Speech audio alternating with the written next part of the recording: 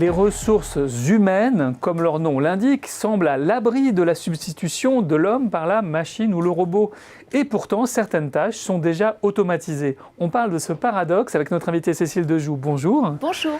Vous êtes professeur des universités au CNAM et vous enseignez aussi à l'ESCP Europe.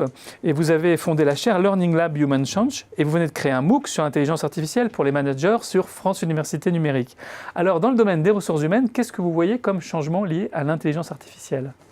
Alors, la première idée importante à comprendre, c'est qu'en fait, les grandes missions des ressources humaines, donc les grandes missions qui sont apporter donc des talents, l'allocation des talents, la rémunération de ces talents, la gestion de ces talents, l'attraction et la fidélisation de ces talents, en fait, elles sont toujours présentes avec le numérique et avec l'intelligence artificielle. Ce qui change, ce ne sont pas les missions, eh bien, ce sont les modalités, la façon dont on va traiter ces missions.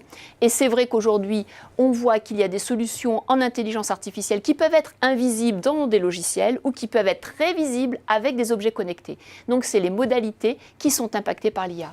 Alors, les modalités, ça veut dire aussi que certaines fonctions dans les RH sont plus concernées que d'autres. Lesquelles sont vraiment concernées et impactées par l'IA ? Alors aujourd'hui, nous avons fait donc différentes études avec le Learning Lab dans des entreprises pour voir réellement ce qui était transformé. Et on s'aperçoit qu'il y a 4 grandes missions qui sont impactées par l'IA, vous l'avez dit. Tout d'abord, dans le recrutement, l'aspect de la présélection. La présélection aujourd'hui peut être faite par des IA, telles que Goshaba, qui est une start-up qui va vous proposer des personnes, des candidats, mais sans avoir distingué ni le sexe, ni le diplôme. Et donc, il y a une présélection faite par des IA. Sans discrimination. Voilà, sans discrimination, et puis en même temps sur d'autres critères, qui sont co-construits. Ensuite, il y a la partie, bien sûr, paye, où les IA peuvent scanner très très vite, organiser et donc ranger, classer avec grande efficacité. Il y a la partie gestion des talents, où on est capable aujourd'hui, avec de la formation, avoir des learning analytics pour adresser, donc individualiser des formations aux personnes. Et puis, bien sûr, il y a tout ce qui est prospective étude, où là, des IA peuvent nous donner des nouveaux scénarios et des nouveaux patterns. Donc on voit qu'il y a énormément de fonctions qui sont en train de changer, des nouveaux outils. Est-ce qu'il y aura des bénéfices dans cette évolution ? Est-ce qu'on peut améliorer la qualité finalement de la gestion des ressources humaines ? Alors c'est comme tout, il y a à la fois des bénéfices et des risques. Donc il faut toujours savoir comment est le continuum pour mettre le curseur au bon niveau. Donc dans les bénéfices, c'est l'individualisation.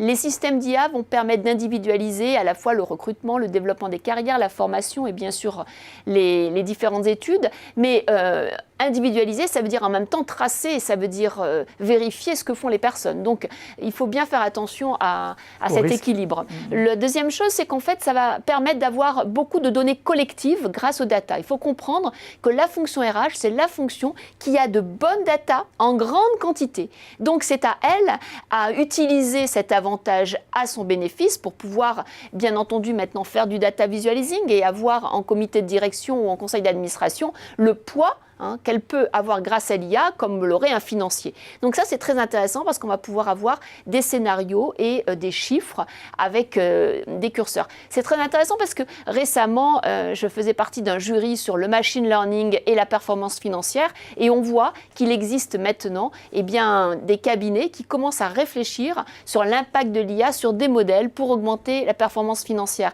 Donc c'est intéressant de voir qu'en fait, l'IA affecte tous les domaines, la fonction RH, mais aussi bien d'autres fonctions dans l'entreprise.